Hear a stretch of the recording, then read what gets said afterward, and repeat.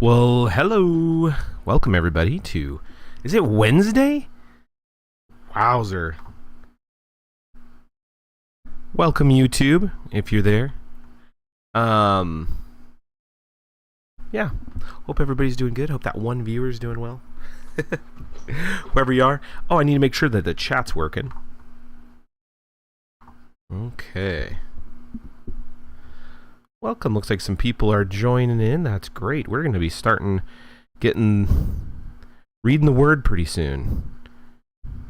My screen looks like a huge, it's like you can buy real estate for my screen to put different ads and stuff. It's just going to be all like the back of a NASCAR vehicle, Hope not. I'll erase all that stuff once we go over it, so that'll be good. We want to be clutter-free. We want to be able to just take in the word and not be distracted by a bunch of weird graphics on the home page. So we'll get her done. Okay, that's good. Do something like this. Cool. How's everybody's night going so far? Hopefully very well.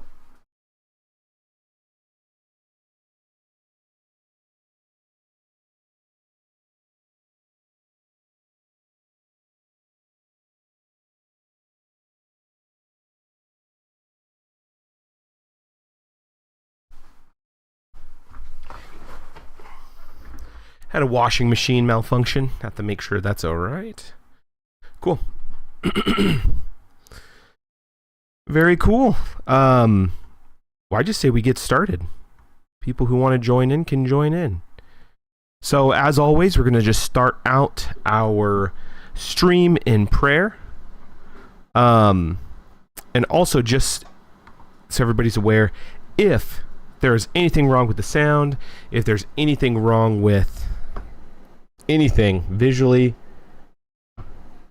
please let me know, because I want to make sure that gets taken care of immediately. Cool. Okay, get in your prayer stance. Dear Heavenly Father, we just thank you for this night. Thank you so much that it's Wednesday. Thank you so much that I'm breathing, that I'm here, that we're streaming tonight, Lord, and that we're going through the Word. Just thank you so much for your Word, that we can just pour through it and get wisdom and guidance, no matter what century it is, no matter where we're at in our lives. Your Word is just living and breathing and just gives us everything that we need in this world, God. We just thank you so much for that.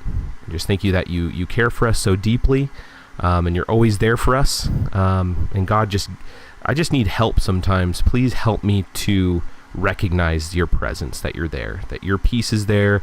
I just need to seek you out when I'm not doing too well, and you will always meet me there, God. And I just thank you for that. I don't deserve that. That's just the beauty of your grace. So we just lift up the stream to you tonight. Be with everybody who's joining in. Be with our conversation, and just be in the scripture reading tonight, Lord. And we just thank you and praise you for everything you do. In Jesus' name, amen. Break. Sweet. Let's just start reading. I guess something I can say, I have this week's schedule pulled up just because why not? Swordwife made this amazing little graphic that was posted on Instagram. But the nice thing is that Monday already passed, so the Monday grind's already over. Did that. Today's Wednesday, so you see September 24th, we're going through the Word. On Friday, it's going to be Friday with Sword Friends, and I don't have friends that day, so I'm literally going to be playing my Minecraft single player again, which is totally fine. I do have some other collaborators planned for future times, so that'll be great. And of course, we'll probably have Goose back in to play some more Fall Guys. That's great too. So, but the cool thing is that apart from our just 3 random streams, Monday, Wednesday, Friday, Monday, Swednesday, it's hard to say, and Friday, we also have a special day coming up on, is it Sunday? The Sword Fam game night is going to be a very special treat. We're going to start a lot earlier in the day. It's going to be starting at 6 p.m. Pacific time. And we're going to be playing Jackbox. If you're not familiar with Jackbox, it is probably one of the most fun party games I've ever played. Essentially, you get to just log on to Twitch and watch the stream, and Twitch will give you all the tools to basically play the game. It's like a series of board games that you usually play with your phone. However, since Twitch and Jackbox has an integration, Twitch basically will provide you with the controller on how to play. So I'm super stoked about that. Swordwife and I are going to be hosting that. I don't know what that game night looks like, but I just say that we just play until we're done playing, and then that's it. So that'd be really cool. Other than that, I'm going to lower my schedule. We can go over it again if anybody has any questions. Other than that, I just wanted to point out we have 45 out of 50 followers, which is just huge, just mind-boggling. Just thank you so much for everybody who's followed. We just have 5 more people that we just need to get on board, and that will kind of boost me up to the next level with Twitch, which is just awesome. I've just been beyond blessed by just my amazing community. So again, thank you for that. Yeah, without further ado, let's just get back into it. Last week, we started with Genesis 1, and we made it to Genesis chapter 12. So I'm literally just going to read through. Big change I'm going to do this time versus last time, because I rewatched the footage. You know, I want the streams to be better every time I stream, at least better than the last version, or the last week. And I was trying to interact with the chat in the middle of the Bible chapters, and it was really disorganized and just discombobulated. And the whole point of this is to go through the Bible, right?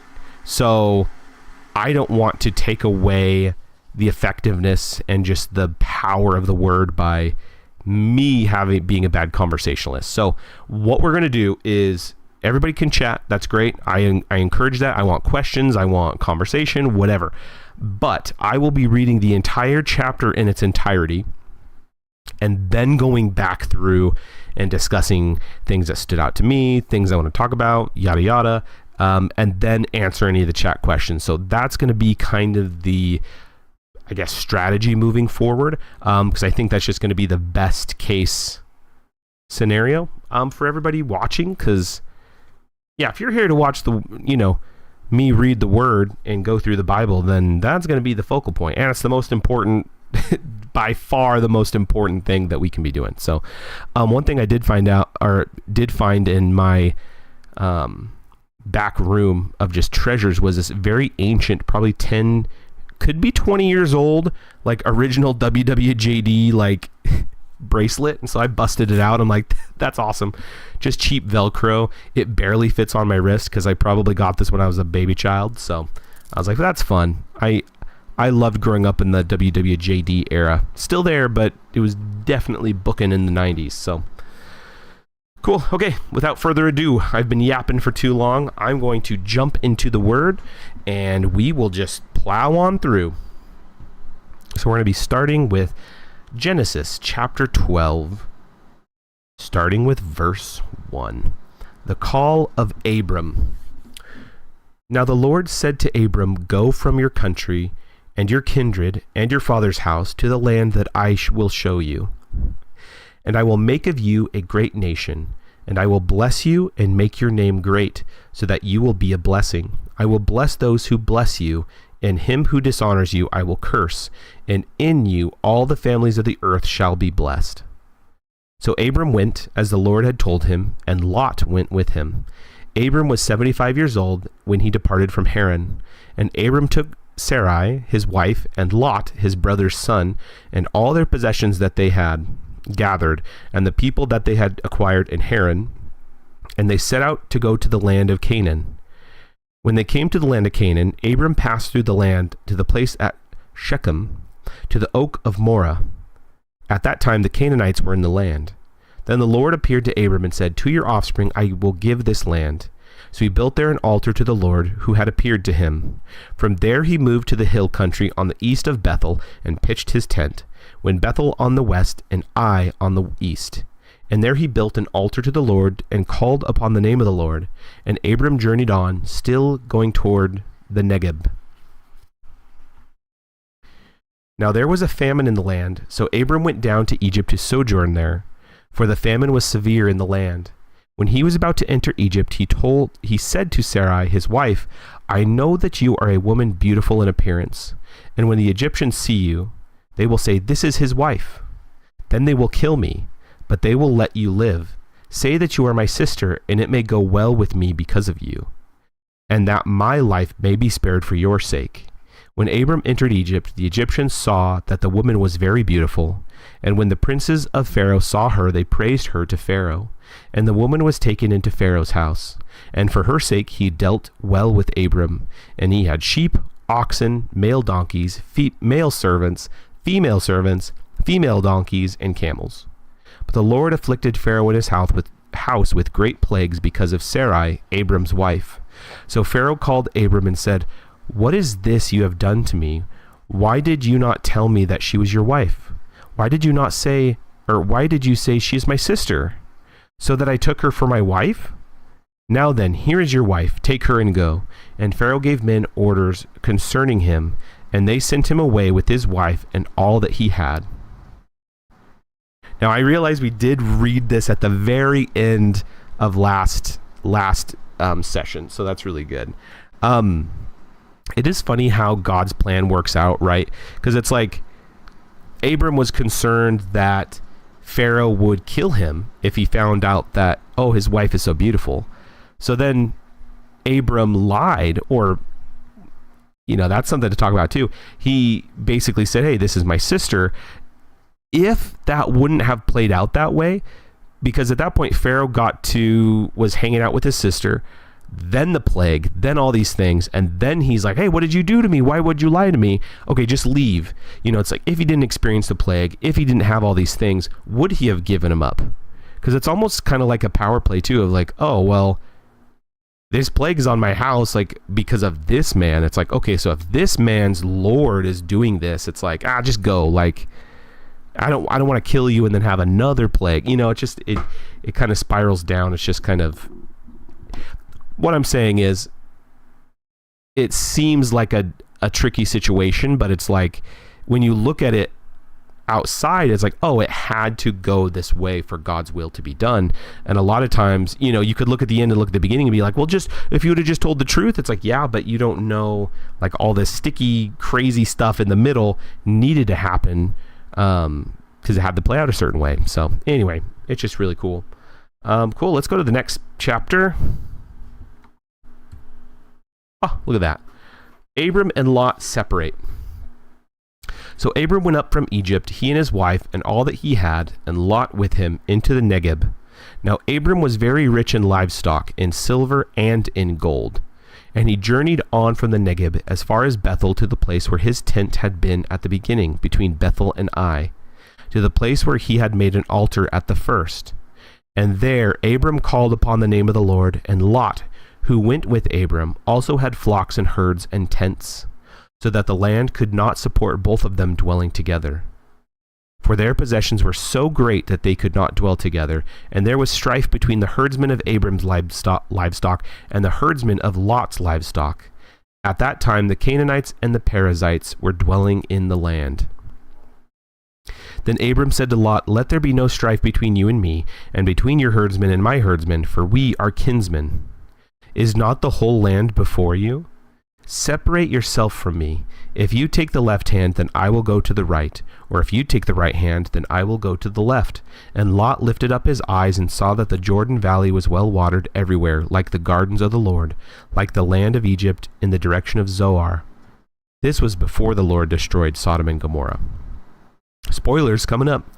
So Lot chose for himself all the Jordan Valley, and Lot journeyed east. Thus they separated from each other. Abram settled in the land of Canaan, while Lot settled among the cities of the valley and moved his tent as far as Sodom. Now the men of Sodom were wicked, great sinners against the Lord. The Lord said to Abram, after Lot had separated from him, Lift up your eyes and look from the place where you are, northward and southward and eastward and westward, for all the land that you see I will give to you and to your offspring forever. I will make your offspring as the dust of the earth, so that if one can count the dust of the earth, your offspring also will be counted. Arise, walk through the length and the breadth of the land, for I will give it to you. So Abram moved his tent and came and settled by the oaks of Mamre, which are at Hebron, and there he built an altar to the Lord. Wow, is there big stuff happening, which is great.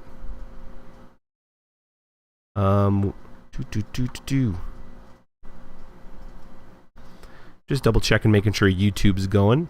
I always want to make sure those YouTubers are being accommodated as well. Sometimes I get on there and the stream has not been going at all, and so just gotta take care of all of them. But I appreciate you guys on Twitch as well. Cool. Let's just look over. It says, now Abram was very rich in livestock and silver and in gold. Is that the gold and silver and livestock that he just built up because of Pharaoh? Like, because he tricked Pharaoh into like courting his wife, and he's like, oh, he got a bunch of livestock, and then Pharaoh's like, just get out of here. It's like, I wonder if he just got to take all the livestock, silver and gold with him. Just interesting. Okay, let's scoot. Chapter 14. Abram rescues Lot.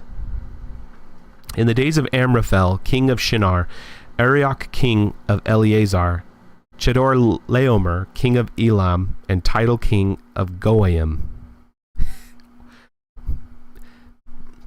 These kings made war with Bera, king of Sodom, Bersha, king of Gomorrah, Shinab, king of Admah, Shemeber, king of Zeboim, and the king of Bela, that is Zoar. And all these joined forces in the valley of Siddim, that is the Salt Sea. 12 years they had served Chedorlaomer, but in the 13th year they rebelled. In the 14th year, Chedorlaomer and the kings who were with him came and defeated the Rephaim in Ashtaroth Karnaim, and Zuzim in Ham, and Emim in Sheva Kiriathaim. And the Horites in their hill country of Seir, as far as El Paran, on the borders of the wilderness. Then they turned back and came to Mishpat, that is Kadesh, and defeated all the country of the Amalekites, and also the Amorites who were dwelling in Hazazon Tamar. Then the king of Sodom, the king of Gomorrah, the king of Admah, the king of Zeboim, and the king of Bela, that is Zoar, went out, and they joined battle in the valley of Siddim, with Chedorlaomer, king of Elam, Tidal, king of Goim, Amraphel, king of Shinar, and Arioch, king of Elasar, 4 kings against 5. Now the valley of Siddim was full of bitumen pits, and as the kings of Sodom and Gomorrah fled, some fell into them, and the rest fled to the hill country.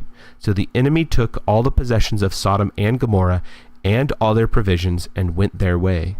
They also took Lot, the son of Abram's brother, who was dwelling in Sodom, and his possessions, and went their way. Then one who had escaped came and told Abram the Hebrew, who was living by the oaks of Mamre, the Amorite, brother of Eshcol and of Aner.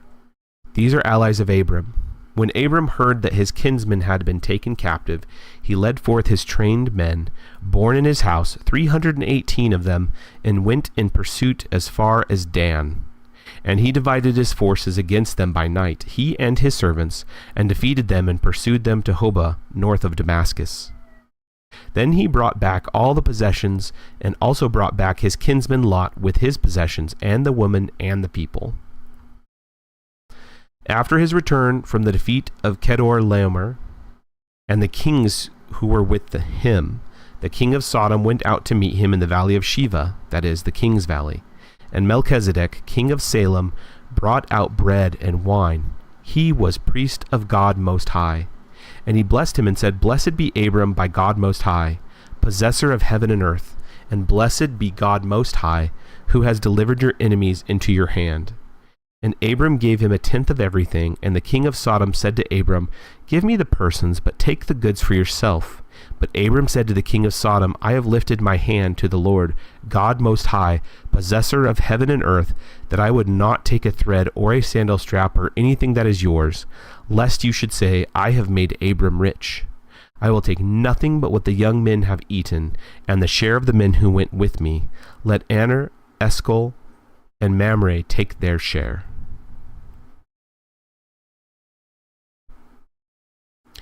I think it's cool. Just the verbiage, like Abram heard that his kinsmen had been captive. They went out with the 318 men that were all born in his house, which is just amazing. But the 318 is important, where it's like, oh, it could have just said 300 some. Like, why did it have to be 318? I just love it where they do find archaeological dig sites, whatever, where they find little snippets of these stories, and then they say, oh, 318 people were in this part.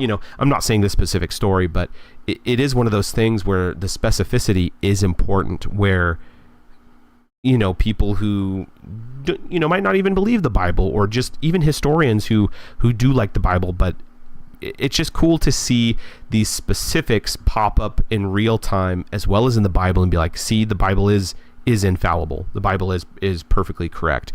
And these fine details are perfect. Because if it's like, which people, there's going to be people who don't believe anyway, but if it's like, 300 plus men and in the Bible, but then on whatever archaeological find they say 318, they're like, oh, well, it's not conclusive that these are the same, like there's going to be doubts. People are going to put those doubts in there. But if it's hyper specific, then it, removes all doubt basically, which is really cool. Let's scoot.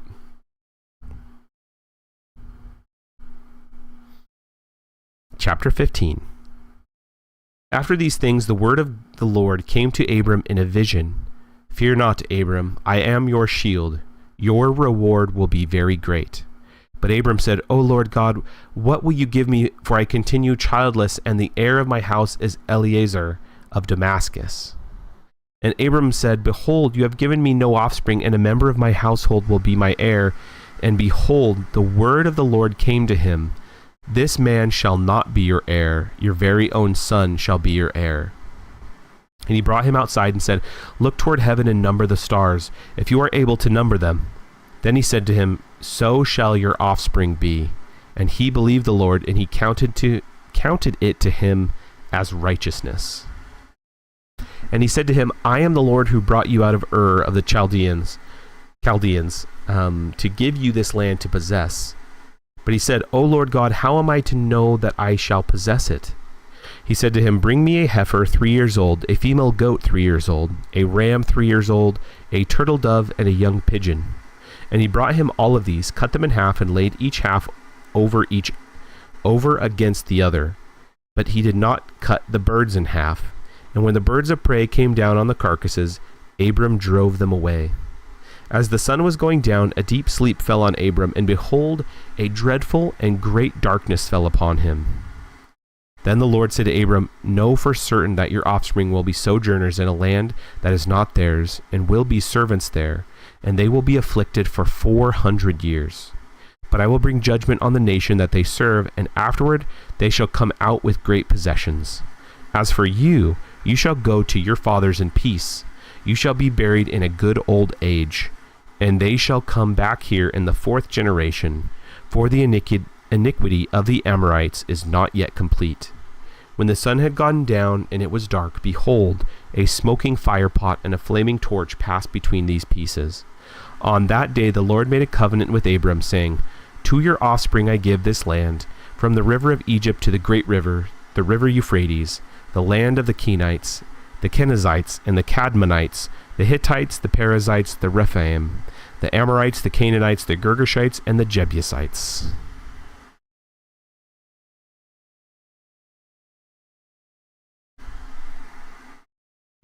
I just love these little attentions to detail when God is giving more information for the sake of, like, we as humans need that little extra storytelling for stuff to sink in.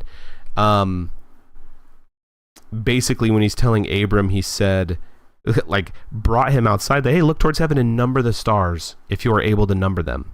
God could have just said, hey, there's this many stars in the sky, your offspring are going to be the same, right? But he gave Abram a task to do. And you don't know if Abram was even, like, how long God let him start counting. You see, like, Abram, like, like counting all the stars. And Abram, like, if you're looking at stars, I already know there's so many stars. Be like, okay, Lord, I know there's a million stars, but he's looking at all of them, right? He's having that visual first. Then God says, so shall your offspring be. And it's like, that just has such a, like, that impact. If God wouldn't have layered that lesson or his, like, that message to him, would have had that just deeper impact like that, right? Because he didn't even have to take him outside, be like, hey, you know how many stars in the sky? There's a lot. This is the exact amount. That's how many of your followers are going to be. Peace, and then leave. And it's like, that's not how God operates. And even like Jesus, when Jesus comes into the picture, he's telling these parables. It's like, why are all these stories and parables? It's like, because we as humans need that little extra attention to detail for it to finally click in our brains, just because we need that intentionality in something that we can, I can put myself into that position of whoever's in that story or that call to action or whatever. That is what gives it that deepness, which is just really cool. Let's see.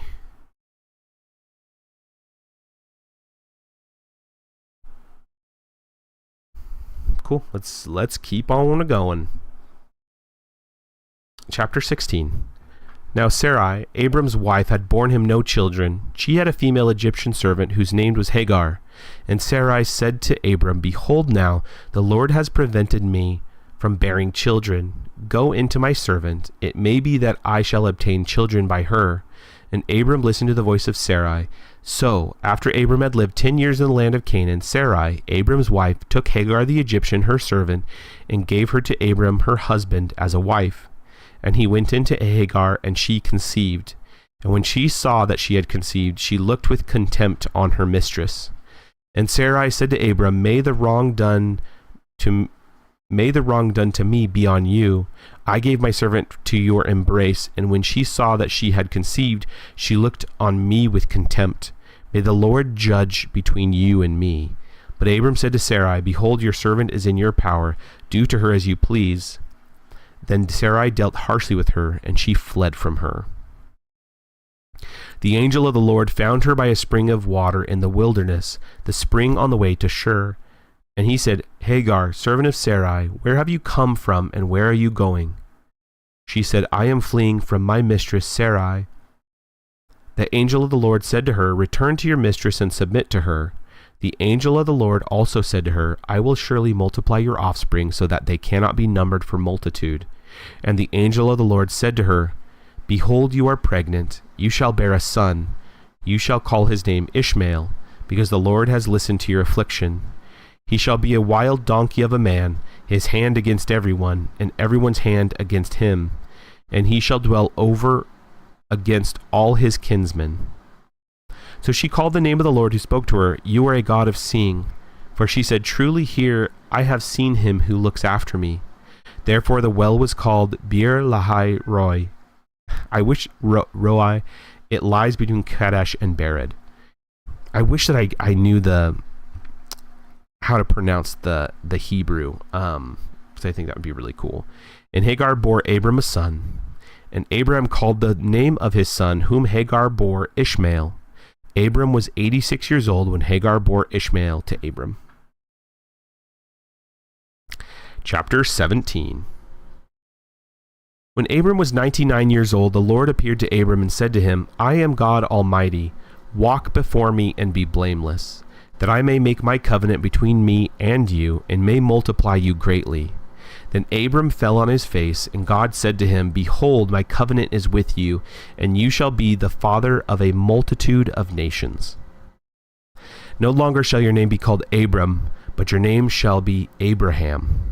For I have made you the father of a multitude of nations. I will make you exceedingly fruitful, and I will make you into nations, and kings shall come from you. And I will establish my covenant between me and you and your offspring after you throughout their generations for an everlasting covenant, to be God to you and to your offspring after you. And I will give to you and to your offspring after you the land of your sojournings, all the land of Canaan for an everlasting possession, and I will be their God.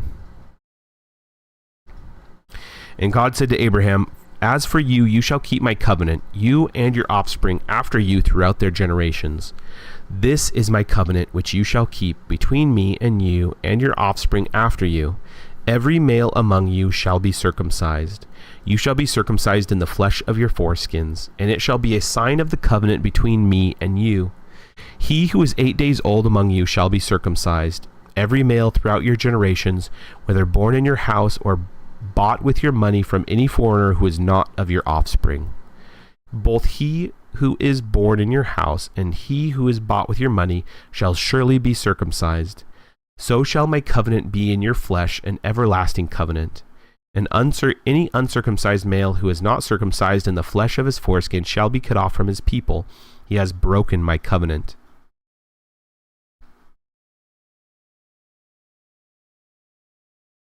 Oh, weird. I thought ads were rolling. Okay. After this, I'm going to run an ad just so next time we can basically skip them. So just hang on. I'll finish this and we'll go there. Isaac's birth promise.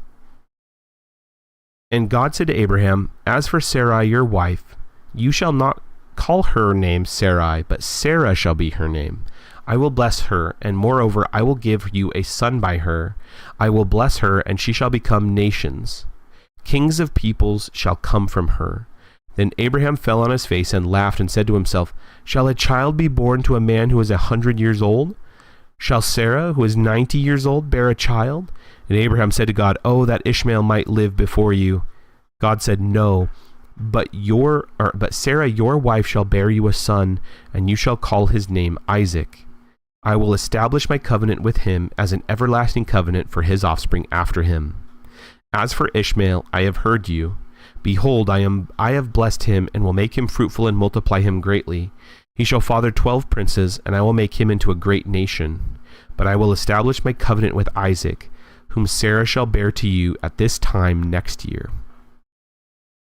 When he had finished talking with him, God went up from Abraham. Then Abraham took Ishmael his son, and all those born in his house, or bought with his money, every male among the men of Abraham's house, and he circumcised the flesh of their foreskins that very day, as God had said to him. Abraham was 99 years old when he was circumcised in the flesh of his foreskin, and Ishmael his son was 13 years old when he was circumcised in the flesh of his foreskin. That very day Abraham and his son Ishmael were circumcised, and all the men of his house, those born in the house and those bought with money from a foreigner, were circumcised with him. Whew. Cool. Before we start 18, I'm going to do a quick ad. Bear with me. If I force one now, then we don't have to do one later. So go get a drink and a treat, because I'm going to bring some more bread coming up, if you know what I mean. So, okay, I'll see you all in a little bit.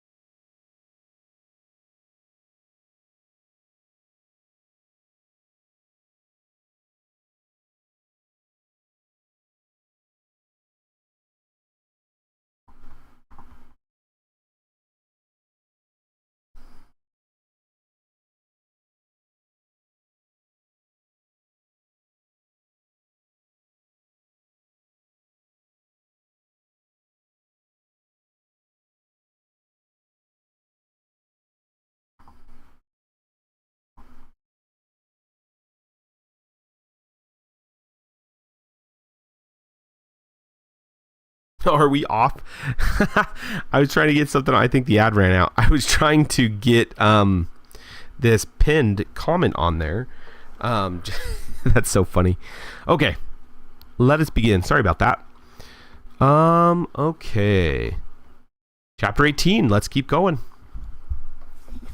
And the Lord appeared to him by the oaks of Mamre, as he sat at the door of his tent in the heat of the day.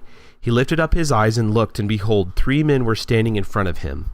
When he saw them, he ran from the tent door to meet them, and bowed himself to the earth, and said, O Lord, if I have found favor in your sight, do not pass by your servant. Let a little water be brought, and wash your feet, and rest yourself under the tree, while I bring a morsel of bread, that you may refresh yourselves, and after that you may pass on, since you have come to your servant. So they said, Do as you have said. And Abraham went quickly into the tent to Sarah and said, Quick, make seahs of fine flour, knead it and make cakes.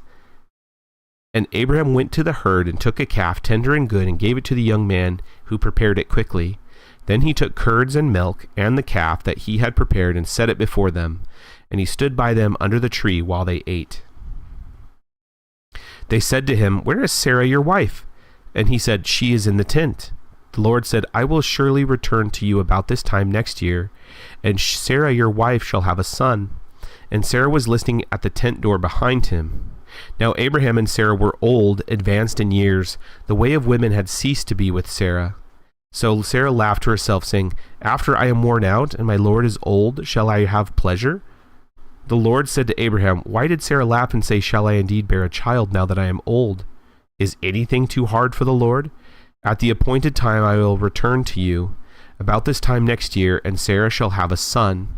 But Sarah denied it, saying, I did not laugh, for she was afraid. He said, No, but you did laugh. Ooh. Then the men set out from there, and they looked down towards Sodom, and Abraham went with them to set them on their way. The Lord said, Shall I hide from Abraham what I am about to do? Seeing that Abraham shall surely become a great and mighty nation, and all the nations of the earth shall be blessed by him, shall be blessed in him. For I have chosen him, that he may command his children and his household after him to keep the way of the Lord by doing righteousness and justice, so that the Lord may bring to Abraham what he had promised him. Then the Lord said, Because the outcry against Sodom and Gomorrah is great, and their sin is very grave, I will go down to see whether they have done altogether according to the outcry that has come to me. And if not, I will know. So the men turned from there and went towards Sodom, but Abraham still stood before the Lord. And Abraham drew near and said, Will you indeed sweep away the righteous with the wicked? Suppose there are 50 righteous within the city, will you then sweep away the place and not spare it for the 50 righteous who are in it? Far be it from you to do such a thing, to put the righteous to death with the wicked, so that the righteous fare as the wicked. Far be that from you. Shall not the judge of all the earth do what is just? And the Lord said, If I find at Sodom 50 righteous in the city, I will spare the whole place for their sake. Abraham answered and said, Behold, I have undertaken to speak to the Lord, I who am but dust and ashes. Suppose 5 of the 50 righteous are lacking. Will you destroy the whole city for lack of 5? And he said, I will not destroy it if I find 45 there. Again he spoke to him and said, Suppose 40 are found there. He answered, For the sake of 40 I will not do it. Or he answered, For the sake of 40 I will not do it. Then he said, Oh, let not the Lord be angry, and I will speak. Suppose 30 are found there. He answered, I will not do it if I find 30 there. He said, Behold, I have undertaken to speak with the Lord. Suppose 20 are found there. He answered, For the sake of 20 I will not destroy it. Then he said, Oh, let not the Lord be angry, but I will speak again, but this once. Suppose 10 are found there. He answered, For the sake of 10 I will not destroy it. And the Lord went his way, when he had finished speaking to Abraham, and Abraham returned to his place. That is interesting. You know, this is the just an interesting time of like how Abraham just has obviously this love for, you know, these righteous people that supposedly could be there. And it's like, well, God loved those righteous people too. Is like almost a like seeing Abraham's almost like a test, or it could be almost like a test. It was kind of like Abraham's like getting leverage, like, oh, but if there's 40 of them, it's like there might not be 50. Like that's a lot of people, and so it's just, you could just see Abraham's heart for those whatever potentially righteous people, and of course God responds in kind to that just perfectly. Wonder what's going to happen. Hopefully there's, I think without looking ahead or spoiling, Sodom and Gomorrah might turn out to be great towns. We don't know. We'll have to keep on reading and find out. God rescues Lot. The two angels came to Sodom in the evening, and Lot was sitting in the gate of Sodom. When Lot saw them, he rose to meet them and bowed himself with his face to the earth and said, "My lords, please turn aside to your servant's house and spend the night and wash your feet. Then you may rise up early and go on your way." They said, "No, we will spend the night in the town square." But he pressed them strongly, so they turned aside to him and entered his house. And he made them a feast and baked unleavened bread, and they ate. But before they lay down, the men of the city, the men of Sodom, both young and old, all the people to the last man, surrounded the house. And they called to Lot, "Where are the men who came to you tonight? Bring them out to us, that we may know them." Lot went out to the men at the entrance, shut the door after him, and said, "I beg you, my brothers, do not act so wickedly. Behold, I have 2 daughters who have not known any man. Let me bring them out to you, and do to them as you please. Only do nothing to these men, for they have come under the shelter of my roof." But they said, "Stand back." And they said, "This fellow came to sojourn, and he has become the judge. Now we will deal worse with you than with them." Then he pressed hard against the man Lot, and drew near to break the door down. But the men reached out their hands and brought Lot into the house, and with them, and shut the door. And they struck with blindness the men who were at the entrance of the house, both small and great, so that they wore themselves out, groping for the door. Then the man said to Lot, "Have you anyone else here? Sons-in-law, sons, daughters, or anyone you have in the city? Bring them out of the place. For we are about to destroy this place, because the outcry against its people have become great before the Lord, and the Lord has sent us to destroy it." So Lot went out and said to his son-in-laws, who were to marry his daughters, "Up, get out of this place, for the Lord is about to destroy the city." But he seemed to his son-in-laws to be jesting.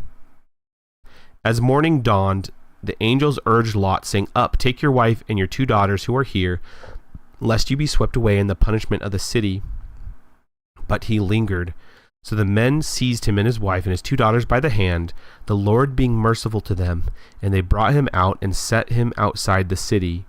And as they brought them out, one said, "Escape for your life. Do not look back or stop anywhere in the valley. Escape to the hills, lest you be swept away." And Lot said to them, "Oh no, my lords. Behold, your servant has found favor in your sight, and you have shown me great kindness in saving my life, but I cannot escape to the hills, lest the disaster overtake me and I die. Behold, the city is near enough to flee to, and it is a little one. Let me escape there. Is it not a little one, and my life will be saved?" He said to him, "Behold, I grant you this favor also, that I will not overthrow the city of which you have spoken. Escape there quickly, for I can do nothing till you arrive there." Therefore, the name of the city was called Zoar. The sun had risen on the earth when Lot came to Zoar. Then the Lord rained on Sodom and Gomorrah sulfur and fire from the Lord out of heaven. And he overthrew those cities and all the valley and all the inhabitants of the city and what grew on the ground. But Lot's wife behind him looked back, and she became a pillar of salt. And Abraham went early in the morning to the place where he had stood before the Lord, and he looked down toward Sodom and Gomorrah and toward all the land of the valley, and he looked, and behold, the smoke of the land went up like the smoke of a furnace.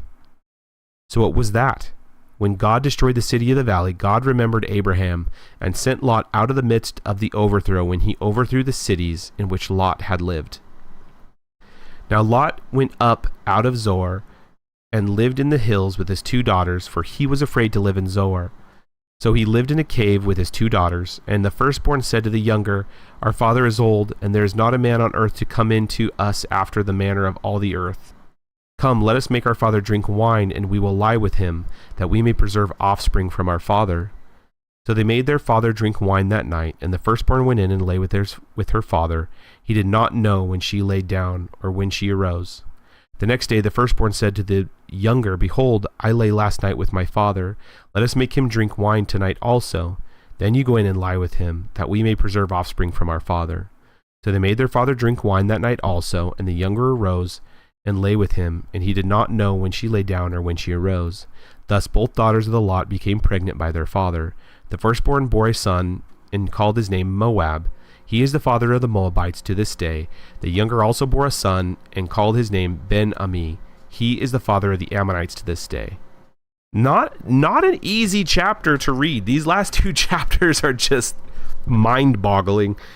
It would be interesting to do with an actual teacher, go through some of these different chapters and just, break them down better, because it's like, yep, I don't really have much to go over. That's just wild sometimes. But if we trust in the Lord, like if we know the Lord is omnipotent and omniscient, and then there is something that's interesting or uncomfortable or what not in the Bible, that doesn't automatically just make God not omniscient, not omnipotent, right? It's like, okay, well, if I know that the truth that is God has everything under control, everything in the Bible is word breathed, yada yada, then it's like, okay, then there's going to be an explanation. We just got to look into it and find out what it is. And I think that's the beautiful thing of the Bible. It's like, if you don't understand anything, then dive into the Bible and you'll find it. I think just very too often it's like, oh, I don't understand that, throw it out. Or, oh, this Bible, see, it's all confusing. See, look what the Bible condones, all this stuff. And it's like, no, you're not giving the Bible a chance, and you're not testing the Bible against itself to prove itself, for those types of things. So anyway, cool. Abimelech. Let's chat about him. Chapter 20. From there, Abraham journeyed toward the territory of the Negeb and lived between Kadesh and Shur, and he sojourned in Gerar. And Abraham said to Sarah his wife, She is my sister. And Abimelech king of Gerar sent and took Sarah. But God came to Abimelech in a dream by night and said to him, Behold, you are a dead man because of the woman whom you have taken, for she is a man's wife. Now Abimelech had not approached her, so he said, Lord, will you kill an innocent people? Did he not himself say to me, She is my sister? And she herself said, He is my brother. In the integrity of my heart and the innocence of my hands, I have done this. Then God said to him in a dream, Yes, I know that you have done this in the integrity of your heart, and it was I who kept you from sinning against me. Therefore I did not let you touch her. Now then, return the man's wife, for he is a prophet, so that he will pray for you, and you shall live. But if you do not return her, know that you shall surely die, you and all who are yours. So Abimelech rose early in the morning and called all his servants and told them all these things, and the men were very much afraid. Then Abimelech called Abraham and said to him, What have you done to us? And how have I sinned against you, that you have brought on me and my kingdom a great sin? You have done to me things that ought not to be done. And Abimelech said to Abraham, What did you see that you did this thing? Abraham said, I did it because I thought, there is no fear of God at all in this place, and they will kill me because of my wife. Besides, she is indeed my sister, the daughter of my father, though not the daughter of my mother, and she became my wife. And when God caused me to wander from my father's house, I said to her, This is the kindness you must do to me. At every place to which we come, say of me, He is my brother. Oh. Interesting. See, then we got more context too, obviously. I forgot about this. Then Abimelech took sheep and oxen, and male servants and female servants, and gave them to Abraham, and returned Sarah his wife to him. And Abimelech said, Behold, my land is before you, dwell where it pleases you. To Sarah he said, Behold, I am given your brother 1,000 pieces of silver. It is a sign of your innocence in the eyes of all who are with you. And before everyone you are vindicated. Then Abraham prayed to God, and God healed Abimelech, and also healed his wife and female slaves, so that they bore children. for the Lord had closed all the wombs of the house of Abimelech because of Sarah, Abraham's wife. Interesting. So it gives more insight into Abraham and Sarah's relationship. And it's like, so they're not lying, right? I know a lot of people are like, oh, well, you can't lie. But then there's certain instances in the Bible where you, out of protection, and the Lord's prompting, you stretch the truth a little bit for protection, right? It's not a deceptive thing in order to deceive. It's usually the Lord's prompting for protection only, yada, yada. But this one is because Sarah was Abraham's father's daughter, but not his mom's daughter. So they are kind of, in a way, brother and sister, but also, yeah, that gets tricky as well. But anyway, so they're not lying. It's like, technically that's true. And it is proving with Abimelech too, of like, if it wouldn't have played out that way, would they still be spared by the Pharaoh? Well, Abimelech, it was this, they use the same thing as like, well, we kind of did this thing to you, Abimelech, because there is no fear at all in this place, and you would probably killed me. And so again, God uses that specific way to go about it to teach Abimelech, like, hey, like, I'm here. Because yeah, I don't know, it seems like a weird loop around to make it work, but it had to work that way for everybody to survive, but also Abimelech and his house to be blessed, because they were also moved by God's presence in the vision and all that stuff too. Yeah, it's cool. I think too, how in biblical times you read that, like, Abimelech went and told his guys, told his boys, basically, hey, this is what happened, and they were greatly afraid. It's like, it's just a different time where I think the supernatural, and we know that, like, biblical times, like even with Jesus' time, like miracles and stuff like that, there was a lot more supernatural happenings, good and bad, that people just knew that was the case. Like, if you had like famines, if you had sicknesses, if you had these things, it was something that you did to God, right? There was a severance there of some kind. And so, if this happened nowadays, be like the patriarch, Christian or non-Christian, whatever, like, hey, these are these dreams and visions I had, they would be like, okay, buddy, like, you need to stop taking, stop eating right before bed, or all these things, right? It wouldn't be like, I'm afraid because the Lord has spoke to you. It's like, these guys knew right off the bat what was happening. Like, they were afraid from what Abimelech had told them. And it's like, you see this happen all the time in biblical times where, people just believe things, and it's not because were swindled or charlatans. Like, no, that was just the reality of it. There were things happening that, oh, you're having a dream. Dreams mean stuff. This is what it's going to be. I think it's an interesting point of why. I think there's another holy book. Well, sorry, I'm not going to call it a holy book in that sense, but another religious text that basically denounces Jesus, saying that Jesus is a fraud, yada yada. He's just somebody who practices magic. Like, he does a lot of supernatural things, but they're demonic. And it's like, that's a weird way to describe it if you're trying to denounce Jesus, but it's an ancient text as well, and it's basically proving the validity of Jesus's power. Because nowadays you just be like, nah, it's all a sham, none of it really matters. It's like, no, they literally said he was doing supernatural things. They were just demonic. Because back then, like, everybody knew, oh yeah, supernatural stuff happens. Is it good or bad? That wasn't a thing. It's just very interesting, because it's like them trying to prove that he didn't do supernatural things did prove, oh, well, you're Jesus' enemy. Of course you're going to slander him. But you're trying to, like, bash Jesus' existence, proved that he was doing actual supernatural things. That was just the how it went back then. It wasn't, if you saw something supernatural today, you'd be kind of freaked out. It would be like, whoa, you just don't see that. Back then, I think it happened a lot more just by reading all these, all scripture like that. Yeah, they just happened. Okay. Let's see here. I guess we could do, so I was just asking, I don't know, I've had 2 consistent viewers. I appreciate you guys being on here. Whoever you are, whether you're watching or listening or whatever. I was thinking about just Bible verses that I've been meditating on.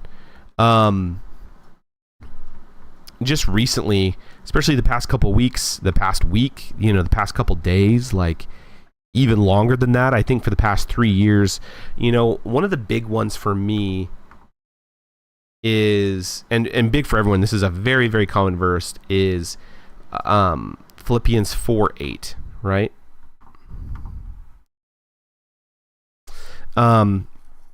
Because it is so poignant, and I'll kind of explain why, because I think it's just a beautiful verse too. So Philippians 4:8, and this is all under exhortation, encouragement, and prayer. It's the last verse in whatever, the first part of the chapter. So finally, brothers, whatever is true, whatever is honorable, whatever is just, whatever is pure, whatever is lovely, whatever is commendable, if there is any excellence, if there is anything worthy of praise, think about these things. What you have learned and received and heard and seen in me, practice these things, and the God of peace will be with you. And that was 4:8 and 9. Usually you only hear verse 8. But it's just, it seems like an easy verse to just kind of breeze over. It's like, oh yeah, just think about the good stuff, right? Oh, yep, all the joy, all the blessings God given upon, or have given me. I just think it's a little heavier than that, where there's so much darkness that's just being force-fed to us through social media, and everything's on TV, everything's on YouTube, everything's everywhere, right? Where it is a battle to find whatever is honorable. And it's more of a discipline than anything, where it's like, one, you're not being naive to the darkness around you. You're not just putting on blinders being like, yeah, God is good, God is good. I'm not saying there's anything wrong with that. So you're not being willfully ignorant about about what's surrounding you, right? You know that the world's a dark place. But I know a lot of Christians who linger to try and justify, well, I don't want to be naive, so I'm going to dive into it. And they're the ones who are just being driven and tossed by the wind, by news, by social media, by all these things. I know I've particularly been just really hammered by social media, because now that I've started streaming, there's a lot of people, or because I've started streaming, I've needed social media to try and help boost that side of my life now. And there's just so much turmoil and just evil and darkness that is just spewing on there. And everybody's guilty of it too, to a certain extent, but you can definitely see just the evil and darkness of the world just manifesting there in particular. And it is so easy to be addicted to searching that stuff. And then what happens is your heart gets so overwhelmed. I have felt scrolling through social media to be the hardest thing on my heart and soul, because obviously the people saying the mean and evil things, it's sad. My heart cries out to them, and there's almost like this helplessness, right? Like obviously God can do whatever, but myself, it's like, I know no matter what I say on social media is going to change their mind or let them know how much they're loved. Well, you never know, I guess, but it's like you can feel hopeless and helpless in that. And so I just think it's a good call for Christians to be, why are you even dabbling in, what's evil? Start looking to what's true, honorable, just, pure, lovely, commendable, excellent, worthy of praise. Because you're going to lift your spirits, but you're also going to change those around you from dwelling in their darkness too, and be like, whoa, what's up with that light over there? What's up with that blinding light of joy? Anyway, it's just a deeper verse. I think we can talk about it more than just like, yep, be happy, think about the happy things. One one thing that rang true to me was it Some Good Things? It was the channel that was short-lived. It was John Krasinski's channel that he put on during the pandemic. And it was all these like pay it forward videos and people going out of their way to making sure people were loved and taken care of when everything was really spicy. Everybody loved it. Why? Because people needed hope and joy. Why do you think churches that have been really following the word, doing what they're supposed to, have just boomed over the past 5 years? Well, people don't want to reside in darkness. There eventually gets to a point where it's like, for my health and well-being, I need whatever's true, honorable, just, pure, lovely, commendable, excellent. Our souls crave that. And so just don't be justifying you kind of wading in the darkness and mud because you don't want to be naive to something. I think that's just justification for sin, is like, yeah, you feel something, and it's like, whether you think you have righteous anger or whatever, when you see those really mean and hateful comments, it's like, are you taking care of yourself in a way that's honoring to the Lord? I think Philippians 4:8 covers a lot of that. And then what joy are you missing out on too? What joy is being stolen from you because you aren't seeking the good things? Oh, somebody said that hateful comment. I'm going to dwell on that all day. Okay, well, did you just miss out on all of these amazing things that happened outside? Did you miss, Oh, but you also had a chat with your neighbor who you haven't talked with, and was able to share some blessings, back and forth. And it's like, I don't know. There's just a lot of joy to be had. And the biggest fallacy that I've learned is that the devil's in the details. I think that's only true when people are involved. Everything else, God is in the details. And if you're not looking at the details, you're going to miss God. And the way you miss the details is by you're not focusing on whatever's true, honorable, just, pure, lovely, commendable, excellent, worthy of praise. I don't know. You're kind of shooting yourself in the foot if you're not following this verse. It's like, don't shoot yourself in the foot. Lift yourself up by surrounding yourself with what God's commanding you to surround yourself with. And I think too, my verse, this is ESV, says, think about these things. My favorite verse is it. Oh, I don't have New Living Translation. I was thinking of, if I had New King James, there's one of them. It says, meditate on these things. And I think I like that word choice better, because think about these things. Like, yeah, I'm going to think about it. It's like, no. Meditate is an active call to action, right? Where it's like, I am going to be dwelling on these amazing things, these praise reports, these things that are awesome, these bright lights that did happen. And so it's more of a discipline than just like, yeah, I'll think about it. Yep. Oh, I'm thinking about it. Good vibes. It's like, no. Meditate is like an active dwelling in the good stuff. It's kind of like you're taking a bath in like some milk and honey, which to me sounds abhorrent. I'm just trying to set the metaphor, but you get what I'm saying. It's just, you need to be soaking in that, disciplined thinking about, you get it. It's good stuff. Okay, well, let's get back. So we even jumped. We skipped from Genesis to Philippians. That is a huge jump, but we will go back because I know that we were at chapter 20. I say tonight we get to halfway. What did we do? 12? Or we started at 12, but technically 13 was the new chapter. We're at chapter 20 now. Let's just get to chapter 25, and then we will be halfway done with Genesis. Cool beans. I should have like a call-in feature if nobody's really on Twitch to be able to like text in or anything. It's like have just a big red phone where people can call in, and if you've heard something that you quite don't agree with or would like to talk with Swerdsmith, call this number now and we'll be sure to get you in touch. I don't know, that might be kind of fun. Kind of like some old school vibes in a Twitch stream. Who knows? Okay, enough of me rambling. Let's go. Oh, we did 20. This is with Abimelech.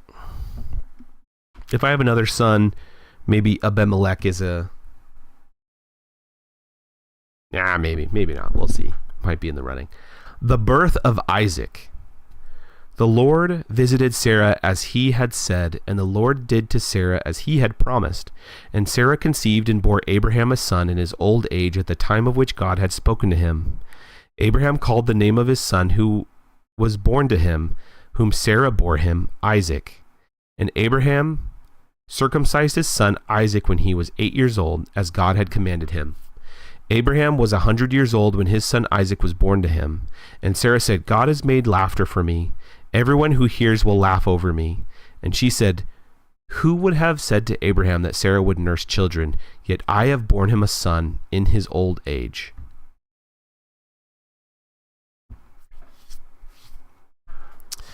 God protects Hagar and Ishmael. And the child grew and was weaned, and Abraham made a great feast on the day that Isaac was weaned. But Sarah saw the son of Hagar the Egyptian, whom she had borne to Abraham, laughing. So she said to Abraham, cast out this slave woman with her son, for the son of this slave woman shall not be heir with my son Isaac. And the thing was very displeasing to Abraham on account of his son. But God said to Abraham, be not displeased because of the boy and because of your slave woman. Whatever Sarah says to you, do as she tells you, for through Isaac shall be your offspring be named. And I will make a nation of the son of the slave woman also, because he is your offspring. So Abraham rose early in the morning and took bread and a skin of water and gave it to Hagar, putting it on her shoulder along with the child, and sent her away, and she departed and wandered in the wilderness of Beersheba. When the water in the skin was gone, she put the child under one of the bushes. Then she went and sat down opposite him a good way off, about the distance of a bow shot, for she said, let me not look on the death of my child. And as she sat opposite him, she lifted up her voice and wept, and God heard the voice of the boy, and the angel of God called to Hagar from heaven and said to her, what troubles you, Hagar? Fear not, for God has heard the voice of the boy where he is. Up, lift up the boy, and hold him fast with your hand, for I will make him into a great nation. Then God opened her eyes, and she saw a well of water. And she went and filled the skin with water and gave the boy a drink. And God was with the boy, and he grew up. He lived in the wilderness and became an expert with the bow. He lived in the wilderness of Paran, and his mother took a wife for him from the land of Egypt.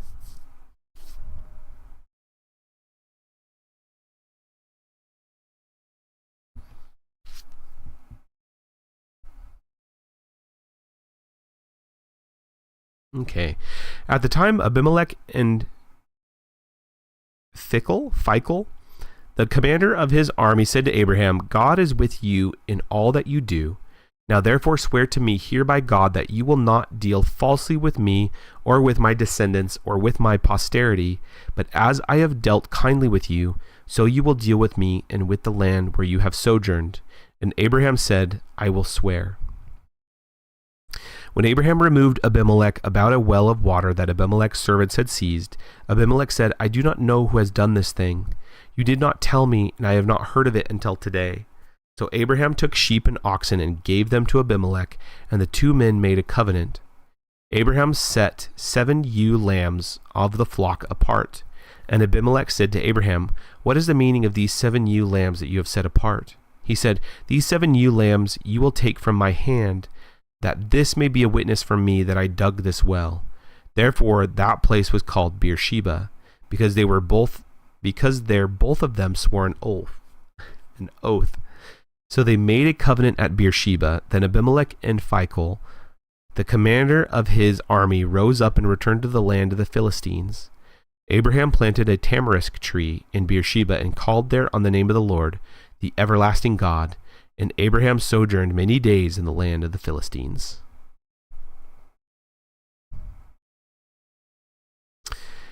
After these things, God tested Abraham and said to him, Abraham, and he said, Here I am.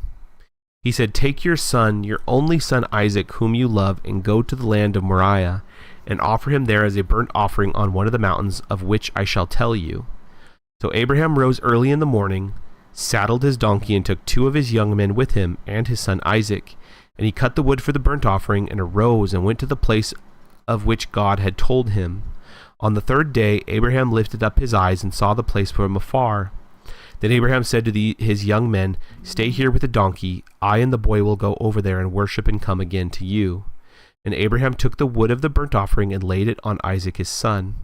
And he took in his hand the fire and the knife, so they went both of them together. And Isaac said to his father Abraham, "My father." He said, "Here I am, my son." He said, "Behold, the wood and the fire and the wood, but where is the lamb for the burnt offering?" Abraham said, "God will provide for himself the lamb for a burnt offering, my son." So they went both of them together. When they came to the place of which God had told him, Abraham built the altar there and laid the wood in order to... I'm going to restart. When they came to the place of which God had told him, Abraham built the altar there and laid the wood in order and bound Isaac his son and laid him on the altar on top of the wood. Then Abraham reached out his hand and took the knife to slaughter his son. But the angel of the Lord called to him from heaven and said, "Abraham, Abraham." And he said, "Here I am." He said, "Do not lay your hand on the boy or do anything to him, for now I know that you fear God, seeing you have not withheld your son, your only son, from me." And Abraham lifted up his eyes and looked, and behold, behind him was a ram caught in a thicket by its horns. And Abraham went and took the ram and offered it up as a burnt offering instead of his son. So Abraham called the name of that place, "The Lord will provide." As it is said to this day, "On the mount of the Lord it shall be provided." And the angel of the Lord called to Abraham a second time from heaven and said, "By myself I have sworn, declares the Lord, because you have done this and have not withheld your son, your only son. I will surely bless you, and I will surely multiply your offspring as the stars of heaven and as the sand that is on the seashore. And your offspring shall possess the gate of his enemies. And in your offspring shall all the nations of the earth be blessed, because you have obeyed my voice." So Abraham returned to his young men, and they arose and went together to Beersheba, and Abraham lived at Beersheba. Now after these things it was told to Abraham, "Behold, Milcah has borne children to your brother Nahor, Uz his firstborn, Buz his brother, Kemuel the father of Aram, Chesed, Hazo, Pildash, Jidlaph, and Bethuel. Bethuel fathered Rebekah. These 8 Milcah bore to Nahor, Abraham's brother. Moreover, his concubine, whose name was Reumah, bore Teba, Gaham, Tahash, and Maacah. Number 23. Oops. It's getting late. Sarah lived 127 years. These were the years of the life of Sarah. And Sarah died at Kiriath Arba, that is, Hebron, in the land of Canaan, and Abraham went in to mourn for Sarah and to weep for her. And Abraham rose up from before his dead, and said to the Hittites, "I am a sojourner and foreigner among you. Give me property among you for a burying place, that I may bury my dead out of my sight." The Hittites answered Abraham, "Hear us, my lord, you are a prince of God among us. Bury your dead in the choicest of our tombs. None of us will withhold from you his tomb to hinder you from burying your dead." Abraham rose and bowed to the Hittites, the people of the land. And he said to them, "If you are willing that I should bury my dead out of my sight, hear me and entreat for me Ephron the son of Zohar, that he may give me the cave of Machpelah, which he owns. It is at the end of his field. For the full price let him give it to me in your presence as property for a burial place." Now Ephron was sitting among the Hittites, and Ephron the Hittite answered Abraham in the hearing of the Hittites, of all who went in at the gate of his city, "No, my lord, hear me. I give you the field, but I give you the cave that is in it. In the sight of the sons of my people I give it to you. Bury your dead." Then Abraham bowed down before the people of the land, and he said to Ephron in the hearing of the people of the land, "But if you will hear me, I give the price of the field. Accept it from me, that I might bury my dead there." Ephron answered Abraham, "My lord, listen to me. A piece of land worth 400 shekels of silver. What is that between you and me? Bury your dead." Abraham listened to Ephron, and Abraham weighed out for Ephron the silver that he had named in the hearing of the Hittites, 400 shekels of silver, according to the weights current among the merchants. So the field of Ephron in Machpelah, which was to the east of Mamre, the field with the cave that was in it and all the trees that were in the field throughout its whole area, was made over to Abraham as a possession in the presence of the Hittites before all who went into the gate of his city. After this, Abraham buried Sarah his wife in the cave of the field of Machpelah east of Mamre, that is Hebron, in the land of Canaan. The field and the cave that is in it were made over to Abraham as property for a burying place by the Hittites. Now Abraham was old, well advanced in years, and the Lord had blessed Abraham in all things. And Abraham said to his servant, the oldest of his household, who had charge of all that he had, put your hand under my thigh, that I may make you swear by the Lord, the God of heaven and God of the earth, that you will not take a wife for my son from the daughters of the Canaanites, among whom I dwell, but will go to my country and to my kindred, and take a wife for my son Isaac. The servant said to him, perhaps the woman may not be willing to follow me to this land. Must I then take your son back to the land from which you came? Abraham said to him, see to it that you do not take my son back there. The Lord, the God of heaven, who took me from my father's house and from the land of my kindred, and who spoke to me and swore to me, to your offspring I will give this land. He will send his angel before you, and you shall take a wife for my son from there. But if the woman is not willing to follow you, then you will be free from this oath of mine. Only you must not take my son back there. So the servant put his hand under the thigh of Abraham his master, and swore to him concerning this matter. Then the servant took 10 pieces of... That's so interesting. Then the servant took 10 of his master's camels and departed, taking all sorts of choice gifts from his master, and he arose and went to Mesopotamia, to the city of Nahor. And he made the camels kneel down outside the city by the well of water at the time of evening, the time when women go out to draw water. And he said, O Lord, God of my master Abraham, please grant me success today, and show steadfast love to my master Abraham. Behold, I am standing by the spring of water, and the daughters of the men of the city are coming out to draw water. Let the young men and women to whom I shall say, please let down your jar that I may drink, and who shall say, drink, and I will water your camels. Let her be the one whom you have appointed for your servant Isaac. By this I shall know that you have shown steadfast love to my master. Before he had finished speaking, behold, Rebekah, who was born to Bethuel, the son of Milcah, the wife of Nahor, Abraham's brother, came out with her water jar on her shoulder. The young woman was very attractive in appearance, a maiden whom no man had known. She went down to the spring and filled her jar and came up.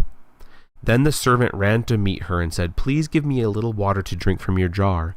She said, drink, my lord, and she quickly set down her jar upon her hand and gave him a drink.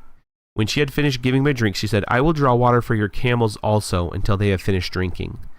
So she quickly emptied her jar into the trough and ran again to the well to draw water, and she drew for all his camels. The man gazed at her in silence to learn whether the Lord has prospered his journey or not. When the camels had finished drinking, the man took the gold ring weighing a half shekel, and 2 bracelets for her arms weighing 10 gold shekels, and said, please tell me whose daughter you are. Is there room in your father's house for us to spend the night? She said to him, I am the daughter of Bethuel, the son of Milcah, whom she bore to Nahor. She added, we have plenty of both straw and fodder, and room to spend the night. The man bowed his head and worshipped the Lord, and said, blessed be the Lord, the God of my master Abraham, who has not forsaken his steadfast love and his faithfulness towards my master. As for me, the Lord has led me the way to the house of my master's kinsman. Then the young woman ran and told her mother's household about these things. Rebekah had a brother whose name was Laban. Laban ran out toward the man to the spring. As soon as he saw the ring and the bracelets on his sister's arms, and heard the words of Rebekah his sister, thus the man spoke to me, he went to the man. And behold, he was standing by the camels at the spring. He said, come in, O blessed of the Lord. Why do you stand outside? For I have prepared the house and a place for the camels.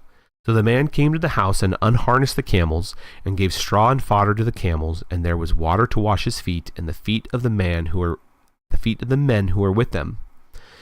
Then food was set before him to eat, but he said, I will not eat until I have said what I have to say. He said, Speak on. So he said, I am Abraham's servant. The Lord has greatly blessed my master, and he has become great. He has given him flocks and herds, silver and gold, male servants and female servants, camels and donkeys. And Sarah, my master's wife, bore a son to my master when she was old, and to him he has given all that he has. My master made me swear, saying, You shall not take a wife for my son from the daughters of the Canaanites, in whose land I dwell, but you shall go to my father's house and to my clan and take a wife for my son. I said to my master, Perhaps the woman will not follow me. But he said to me, The Lord, before whom I have walked, will send his angel with you and prosper your way. You shall take a wife for my son from my clan and from my father's house. Then you will be free from my oath when you come to my clan, and if they will not give her to you, you will be free from my oath. It's a long one. I came today to the spring and said, O Lord, the God of my master Abraham, if now you are prospering the way that I go, behold, I am standing by the spring of water. Let the virgin who comes out to draw water, to whom I shall say, Please give me a little water from your jar to drink. And who will say to me, Drink, and I will draw for your camels also. Let her be the woman whom the Lord has appointed for my master's son. Before I had finished speaking in my heart, behold, Rebekah came out with her water jar on her shoulder, and she went down to the spring and drew water. I said to her, Please let me drink. She quickly let down her jar from her shoulder and said, Drink, and I will give your camels drink also. So I drank, and she gave the camels drink also. Then I asked her, Whose daughter are you? She said, The daughter of Bethuel, Naor's son, whom Milcah bore to him. So I put the ring on her nose and the bracelets on her arms. Then I bowed my head and worshipped the Lord and blessed the Lord and God of my master Abraham, who has led me by the right way, to take the daughter of my master's kinsman for his son. Now then, if you are going to show steadfast love and faithfulness to my master, tell me, and if not, tell me that I may turn to the right hand or to the left. Then Laban and Bethuel answered and said, This thing has come from the Lord.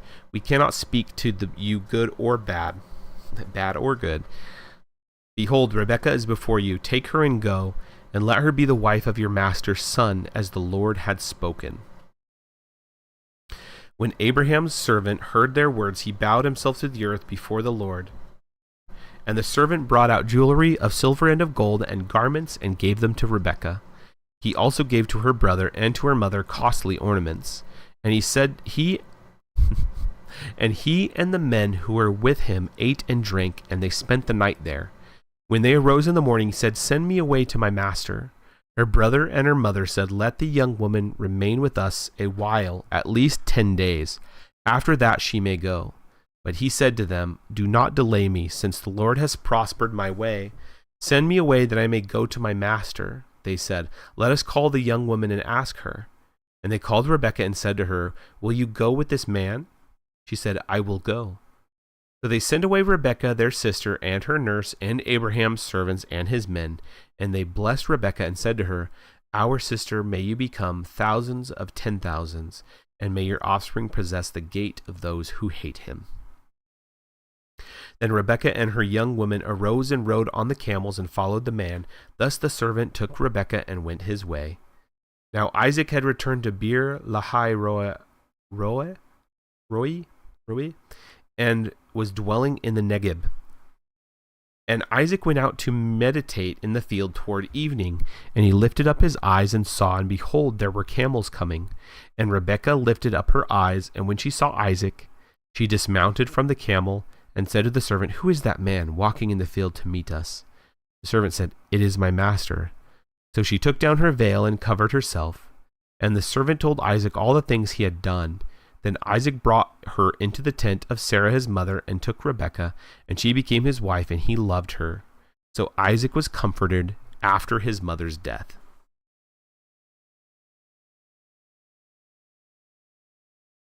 Last chapter tonight.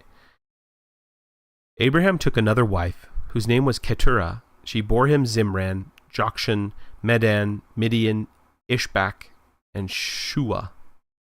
Jokshan fathered Sheba and Dedan. The sons of Dedan were Asherim, Letushim, and Leumim.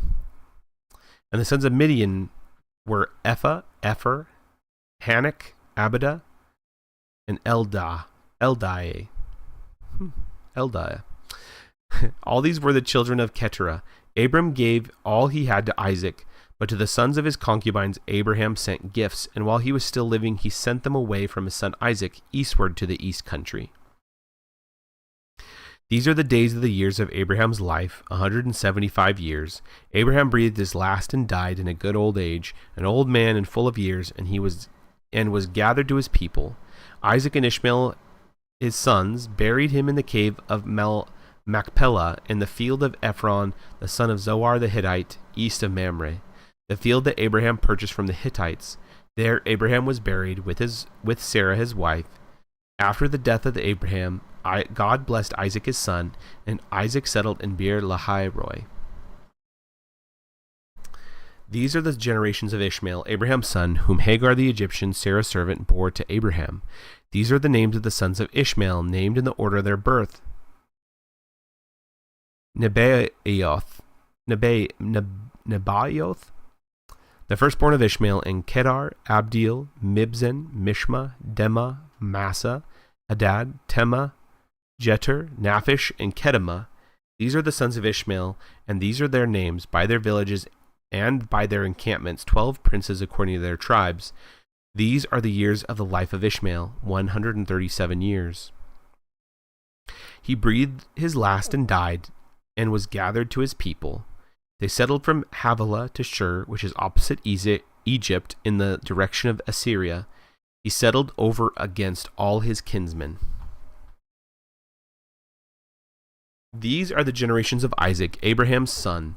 Abraham fathered Isaac, and Isaac was 40 years old when he took Rebekah, the daughter of Bethuel, the Aramean of Paddan Aram, the sister of Laban the Aramean, to be his wife. And Isaac prayed to the Lord for his wife because she was barren, and the Lord granted his prayer, and Rebekah his wife conceived. The children struggled together within her, and she said, If it is thus, why is this happening to me? And she went to inquire of the Lord, and the Lord said to her, 2 nations are in your womb, and 2 peoples from within you shall be divided. The one shall be the stronger than the other, and the older shall serve the younger. When her days to give birth were completed, behold, there were twins in her womb. The first came out red, all his body like a hairy cloak. So they called his name Esau. Afterward, his brother came out with his hand holding Esau's heel, so his name was called Jacob. Isaac was 60 years old when she bore them. When the boys grew up, Esau was a skillful hunter, a man of the field, while Jacob was a quiet man, dwelling in tents. Isaac loved Esau because he ate of his game, but Rebekah loved Jacob. Once when Jacob was cooking stew, Esau came in from the field, and he was exhausted. And Esau said to Jacob, Let me eat some of that red stew, for I am exhausted. Therefore his name was called Edom. Jacob said, Sell me your birthright now. Esau said, I am about to die. Of what use is this birthright to me? Jacob said, Swear to me now. So he swore to him and sold his birthright to Jacob. Then Jacob gave Esau bread and lentil soup, and he ate and drank and rose and went his way. Thus Esau despised his birthright. Whoa. Interesting. We did it. We got to chapter 25. It is interesting where it's just Jacob and Esau, and it's like, oh, you just came in working from the field. It just reminds me of 2 boys, right? It's like, oh man, like I'm about to die. Like I just put in the hardest day of work that I've ever done. It's like, oh, I'm gonna die. It's like, well, trade me your birthright, and I'll, give you the stew. It's like, oh, I'll do anything like to eat. Like, yes, of course I will. Just give me some food. Of course, Jacob was being a little turkey about it, but it is just an interesting thing. I also think just the finality of like swearing to somebody, right, is so important. Where, I could see now it's like, oh yeah, I swear you'll give me my birthright, and it's like, no, I was just joking about that. It's like, no, when you gave your word to somebody back then, it meant something. Even if it was just Jacob and Esau, it's like both of them knew that Esau swore to Jacob to give him the birthright, right?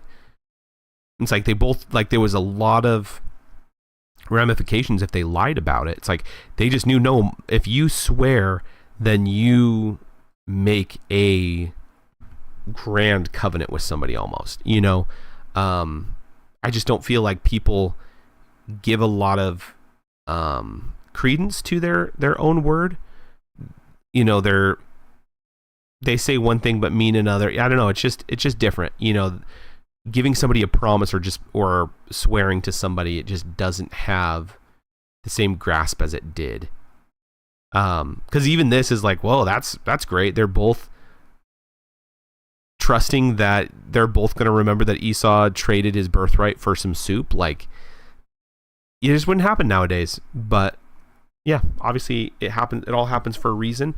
All to say with that point is just that your word meant a lot more back then, when people put a lot of gravity into what you say and the promises you make to people. So just interesting. If only we had that level of love at this day and age, it would be definitely different. Cool. I don't know what we want to do now. I know the chat is just buzzing with with conversation right now. Let's see. Well, I have a few minutes. I might just kind of unwind and play a game. I just don't want to get too far because I think 25 is a perfect time to stop. We could play a game. We could talk about any of this stuff too. I don't care. I appreciate everybody who's kind of stuck with it and stayed with the reading today. I know it's like we're progressing hundreds of years every chapter into the future, which is just interesting. Okay, I'm trying to find something. Bear with me here.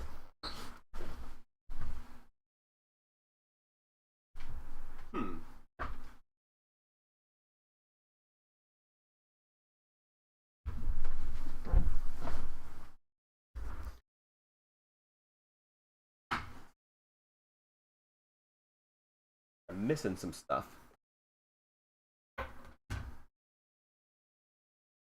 Shouldn't be.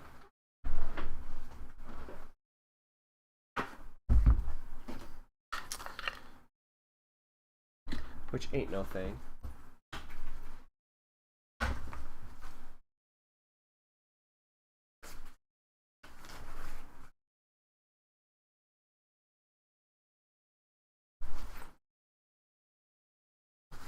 Weird. Might have to go look for my mouse somewhere. I do not know where it is at. Shall return.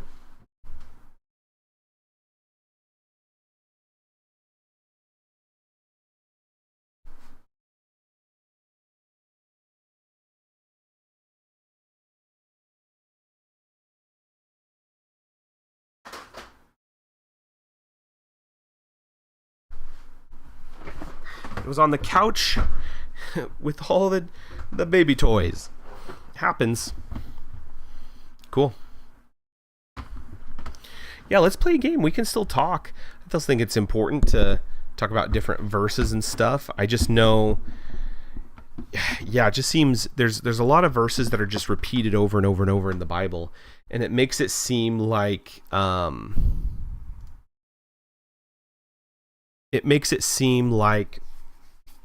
it's just so redundant. But I think it's those verses that like just ones that just say love your neighbor, love each other, whatever, treat each other well. I think it's just hard to love people truly. We need extra reminders to love one another. because loving people is hard. Just one of those things. Yeah, loving people, that's great. I'll love people. It's like, no, you need to put in almost like meditate on that daily, right? Because if you don't, then you're not going to love people correctly, and you're going to forget about it. Yeah, simple concept, hard to actually put in practice because people are very hard to love. Believe me, I'm a person and I'm hard to love too. So, I understand. Cool. I understand how difficult can people, and I've worked in customer service all my life, so I definitely know how hard it is to love people sometimes. Guilty for sure.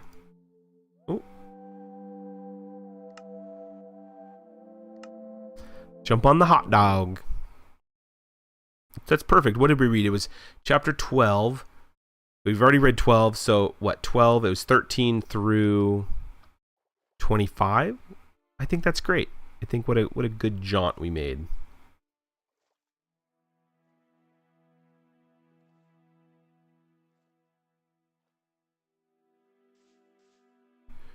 Let me just check the stream stuff real quick. My headphones being really weird. I'm going to switch them real quick.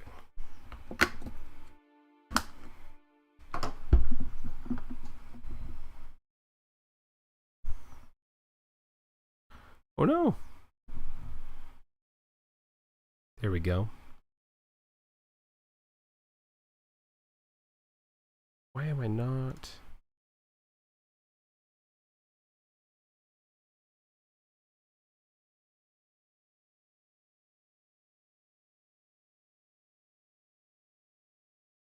Weird. Why is my not? Oh, it's because we're on.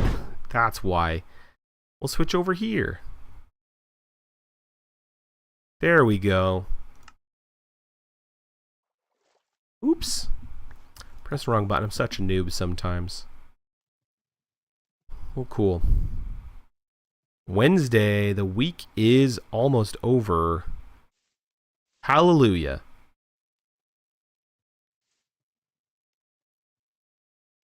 I think somebody brought up a good point. I was talking to one of my friends the other day about should you pray while you stream? Like I'm playing a video game, right? Right now I'm playing Minecraft.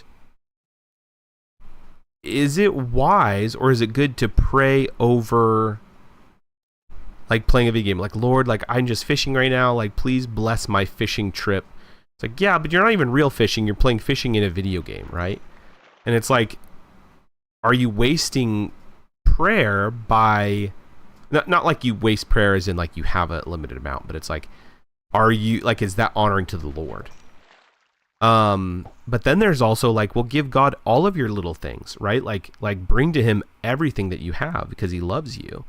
And it's like, I don't think it's a weird thing to bring God into the midst of whatever you're doing, whether it's reading or like that's something I never thought about is like you're reading, let's just say you're reading a fantasy, you're reading Lord of the Rings, whatever. It's like God, like even praying to the Lord before you read, like, Lord, be in the midst of my reading that I just get enjoyment out of that. It's like, I don't think that that's wrong to do.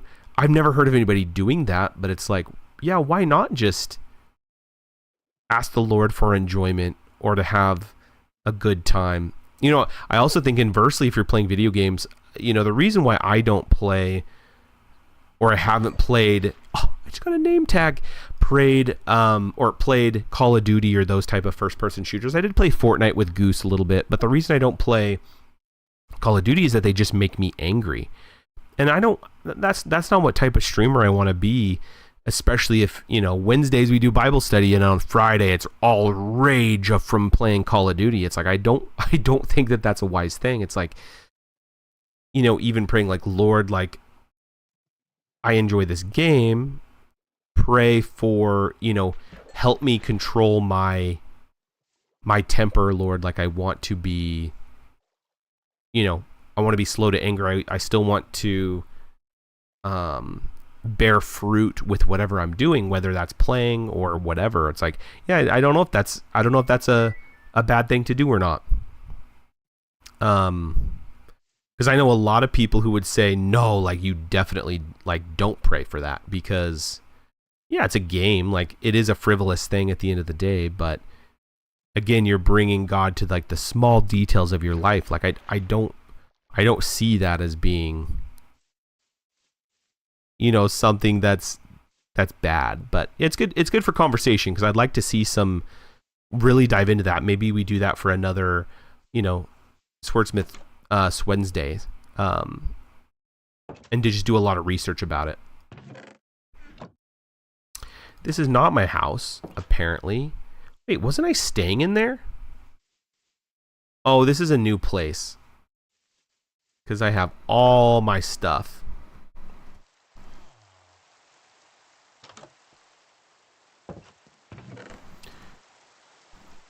I don't know why I didn't take this map. Oh, that map is beautiful. Look at that.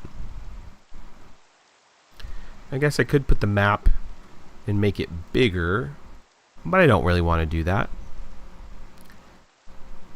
Uh-oh. I think the air conditioner is playing. If the air conditioner is playing, I have no idea if I'm going to be able to hear it.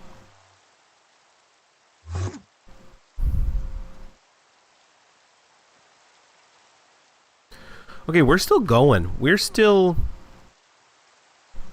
exploring, okay? Do I have my boat with me? And the skeletons. Okay, well, let's just do this.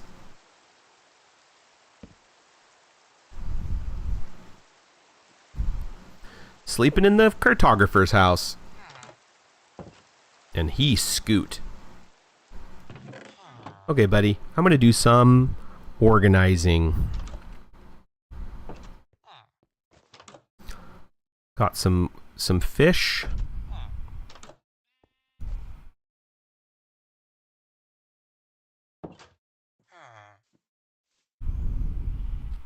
I guess I'll just let's use the smoker.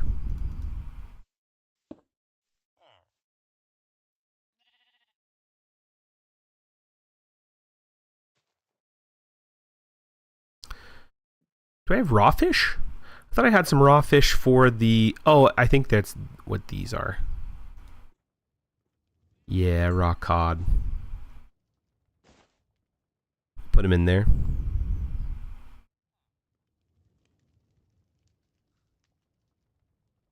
A name tag's huge. Those are usually so rare.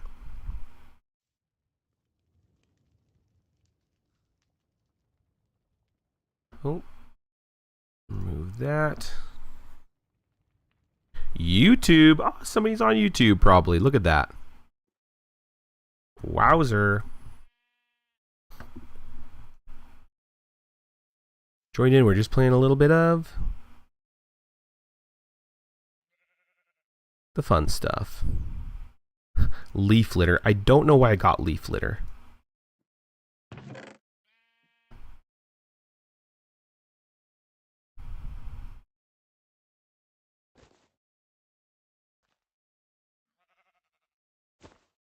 Guess I'll take the sapling. Let's take the bed. Let's get out of here.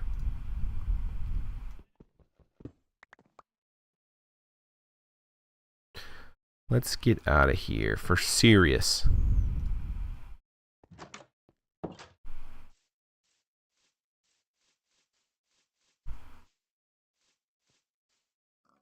Do we take a sapling from one of these trees?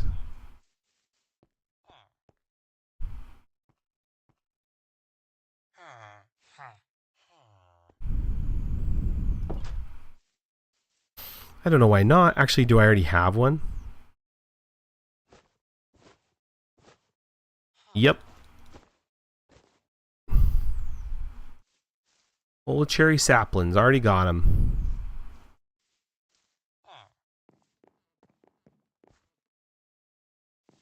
I could actually get some emeralds from this dude. have 39 hay bales. I could get 1 emerald. 1 emerald. That's alright.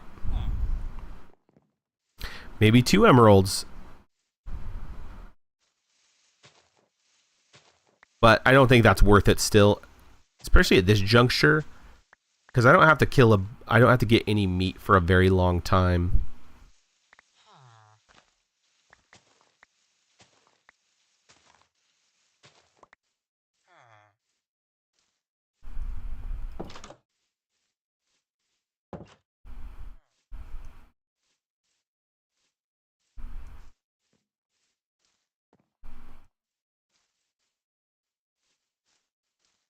Oh, kitties.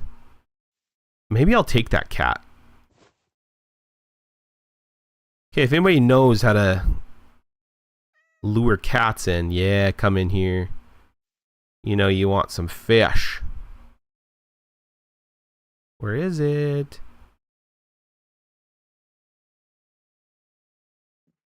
Usually don't like pets on here. Just cause they're so then you get attached to them and then they die and then it's really sad. One of these days I will tell the story of the saddest thing that has ever happened to me in the realm of cats on Minecraft. It is a sad day indeed.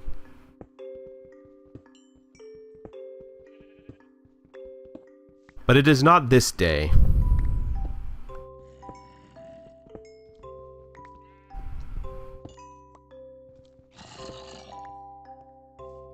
Whew, that zombie scared me.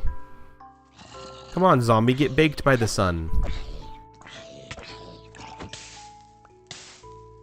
How dare you?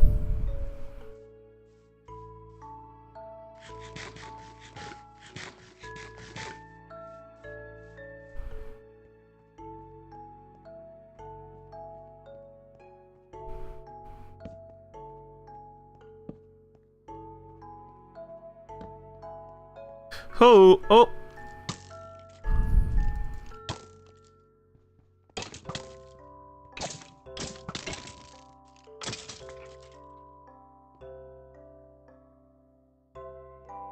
Probably silly. I was a little more forward than I needed to be. Oh, sorry about that. My sensitivity's up.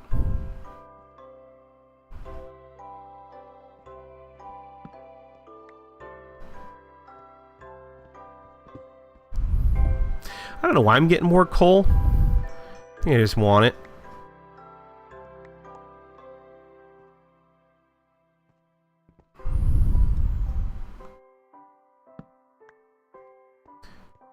See if there was some iron.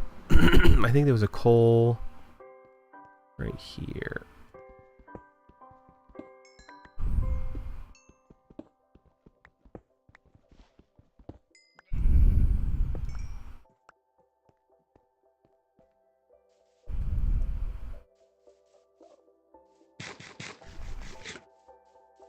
A lot of exposed coal up here, which is fine.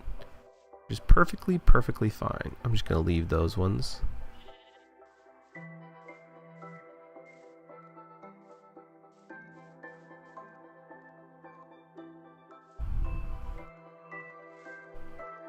Oh, oh, I'm dead. I'm dead. I don't know where I was at. I don't know where I was at. Oh. No. No. I really don't know where I was at that point.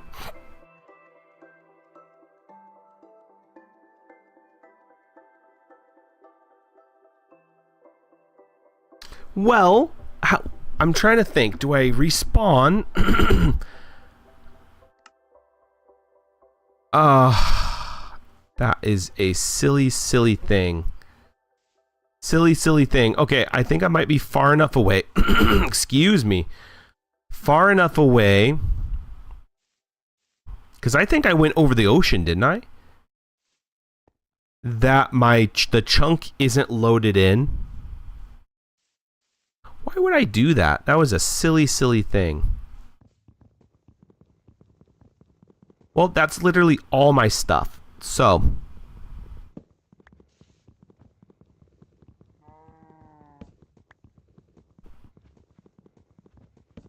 and I do not encourage cheating in any way, so we will do this. Boop. Boop, boop.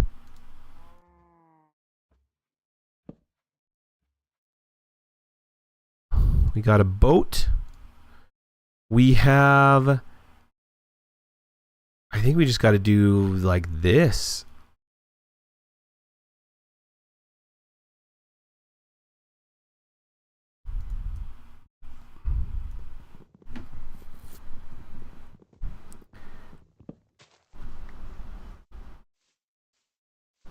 I think we just got to go.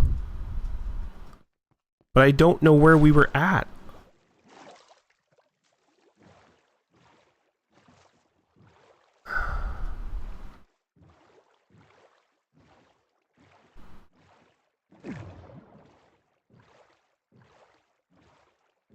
That's the weird thing, is I don't quite recall which way we were going. If only I had recorded some of my coordinates. That's so frustrating. Why would I do that? What a silly thing. At the end of a Wednesday stream, I'm not even supposed to be playing games on my Wednesday stream. Because I could have just went straight out into the water, right? Oh, there's an ocean monument right there. Like, who knows if I would have just went, and I'd even take a boat. I did take a boat. Weird. Well, as long as I don't, as long as I don't take, or don't load in the spawn. Is there a desert right here? If I don't load in the chunk that I was in, then I could be fine. What a terrible thing.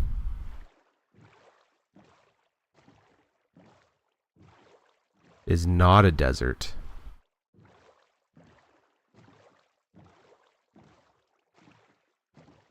Oh, is that the backside of the city? See, that's where I was mining from. Right over there in that hole. We might be in the right place. Because I might have went out this back way. But then again, I might not have. So, well, I think we're just kind of... We're just kind of screwed for a little bit. There's a ship. There's a portal.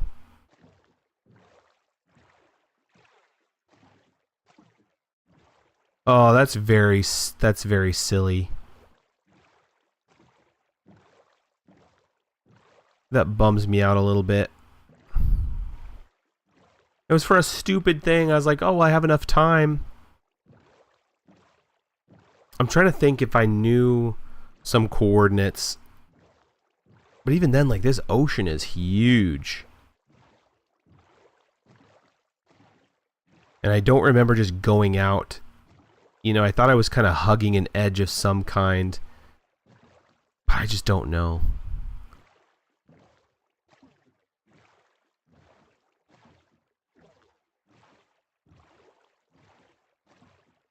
I just don't know.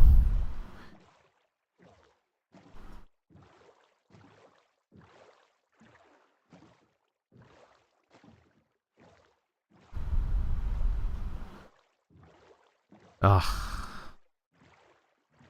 Saddest day.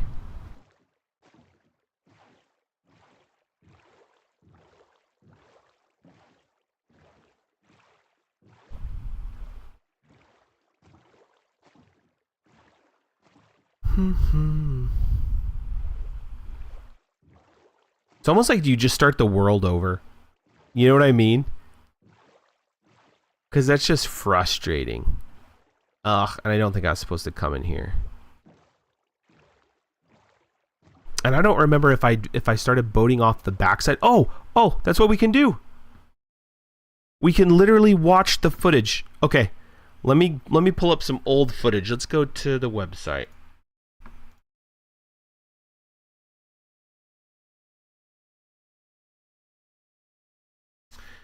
Let's go to the website. Oh, Voxel, sorry, I didn't, my chat for some reason wasn't popping up on my thing. Weird, that's frustrating. Okay, let me get my chat going.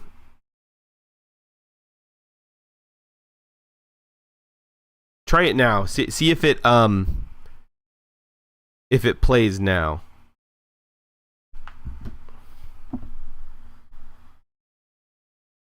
There you are.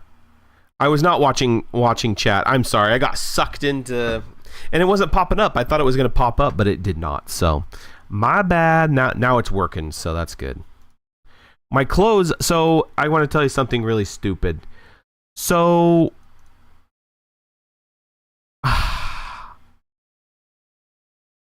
my I was playing, and I jumped off the edge and died. And so all the stuff, the progress I made earlier is gone. So what I'm going to do is open up last night's footage to see if I know anything of where my stuff is, because I don't really know where all my stuff is. So, you lost connection. Are you here now? Did you hear what I said?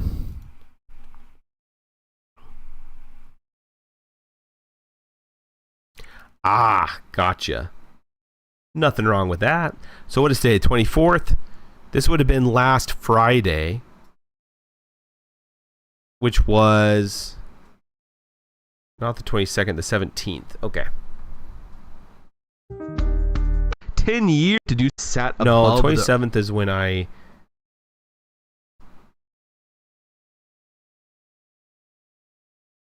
Oh, weird. Yeah, let me... What day am I thinking of?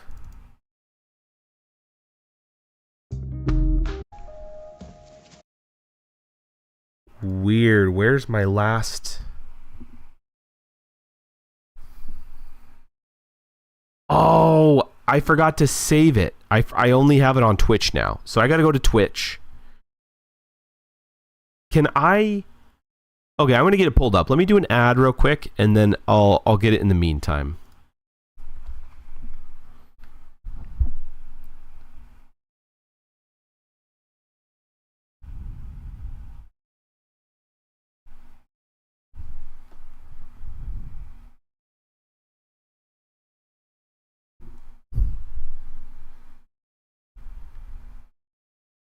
Okay, do we get it? Very hard to see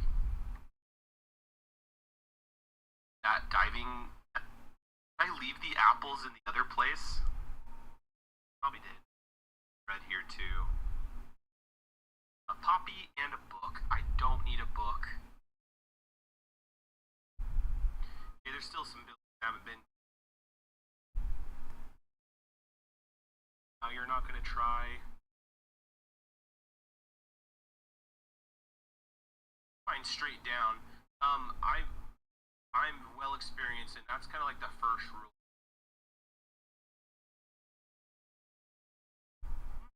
Trust it. Okay.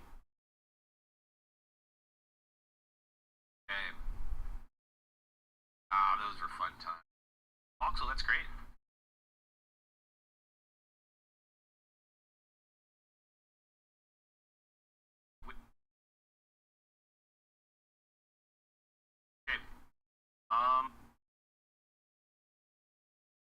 Yeah, let's just do.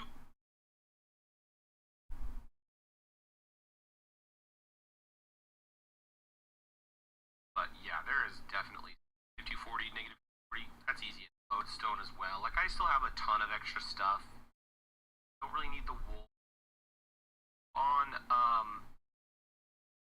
Realized that bundles were in the game yet. Oh, is it over? Last time I checked, You're watching me back, busy with stuff, unable to chat much. That's fine. I'm trying to find where I can do where I went on my boat so I can find out where all my stuff went. 'Cause I don't know which direction I sailed off. Just silly.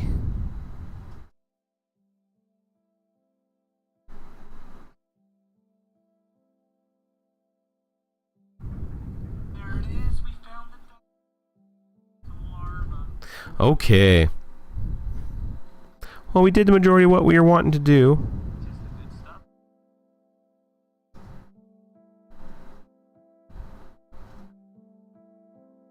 Obviously, we all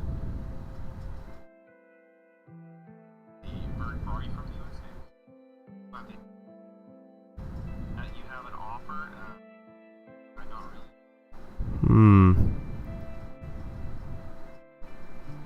Look on your future endeavors.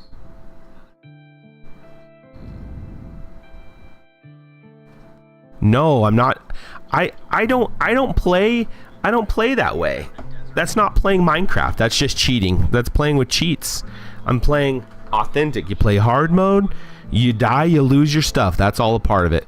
There's no enjoyment for me if it's just there's no consequences, there's no nothing, you know.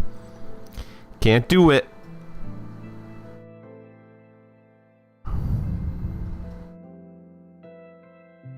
It destroys the whole point of the game for me.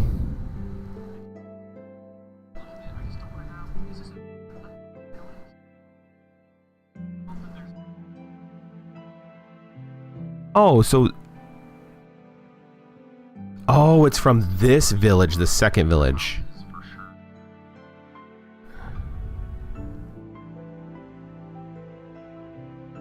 Okay, I just need to know where that other village went. Which I don't have to do this now. Maybe I do this off screen. It's already past midnight, so anyway, we'll figure it out. We'll figure it out. Ruin my whole Minecraft game. What a fun time. Awesome. Well, Voxel, I appreciate you being here. I'm gonna go to bed because we have to go into the big town tomorrow. So yeah. With that, I hope that your busy stuff goes well, and I'll see you hopefully on Friday.